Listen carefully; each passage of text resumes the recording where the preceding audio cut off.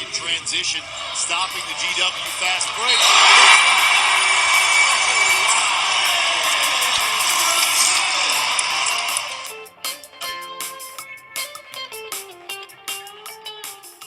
Yo, what's up guys? Welcome back. Today I'm going to be doing my East region predictions for the projected NCAA tournament.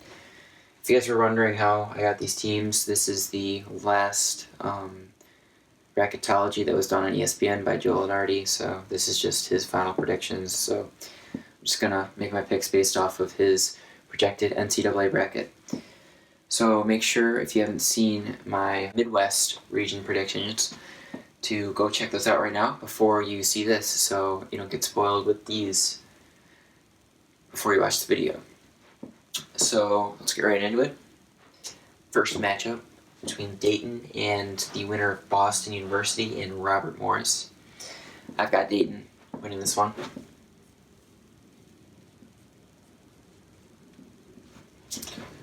Next matchup, Colorado and Florida.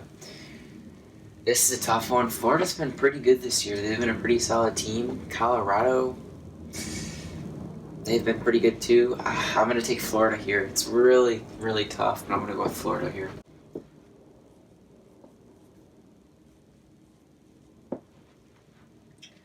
Next, between Butler against the winner of Texas and Richmond, I'm going to say that first off, in this matchup between these two teams, I'll take Texas to win, and I'm going to take Butler to beat the winner of this game, who I think will beat Texas, but I've got Butler advancing to the second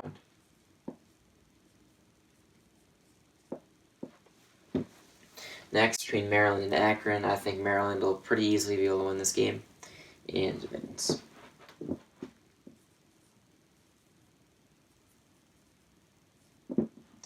And next, between another Big Ten team, Penn State, against North Carolina State and UCLA. This is tough. I think Penn State's pretty vulnerable this year, especially when they're not playing at home. So I'm going to take North Carolina State here to win this.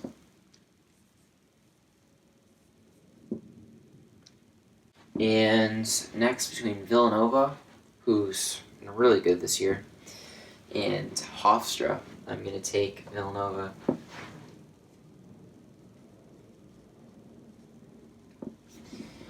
And next game, West Virginia and Utah State. West Virginia just had a huge win the other week against Baylor, and that really helped them out after losing several games in a row or before that.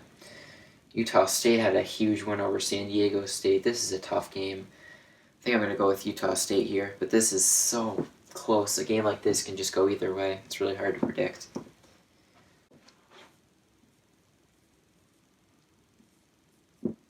And in the final matchup of the first round for the East region, I have Florida State beating Northern Kentucky. Okay. Second round. First game between Dayton and Florida. Florida might be able to put up a pretty good fight in this, but I've got Dayton advancing to the Sweet 16.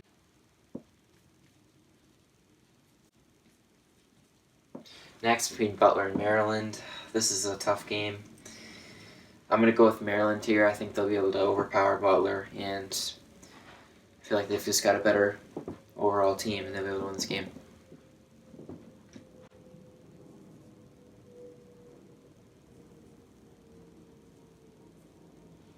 And in the next game between North Carolina State and Villanova, this is another really tough game. I mean, it really could go either way, but I'm going to take Villanova here. I think they'll be able to win this one.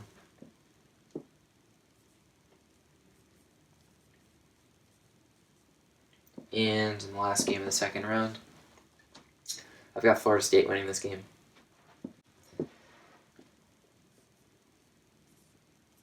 I feel like Utah State hasn't really had much of a challenge this year, and playing a team like this will probably overwhelm them too much.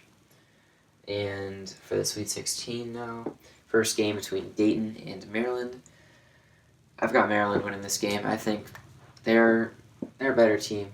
I mean, Dayton's had a pretty easy schedule this year and hasn't really, besides winning against a bunch of pretty bad teams, they haven't really proved much. So I'm going to take Maryland here.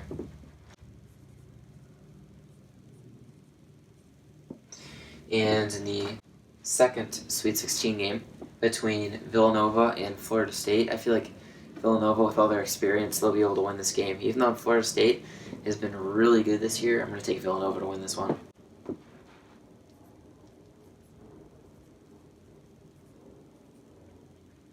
And in the Elite Eight game of the East region between Maryland and Villanova, I've got Maryland winning this game. I think they've just dominated the season in Big Ten play, and they're going to be playing pretty close if they're in the East region in New York City to their own campus. So I think might help them out a little bit, and I think they'll be able to advance to the Final Four.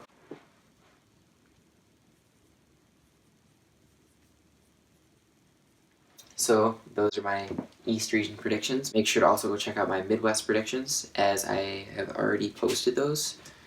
So yeah, that's going to be it. See you guys. Thanks for watching.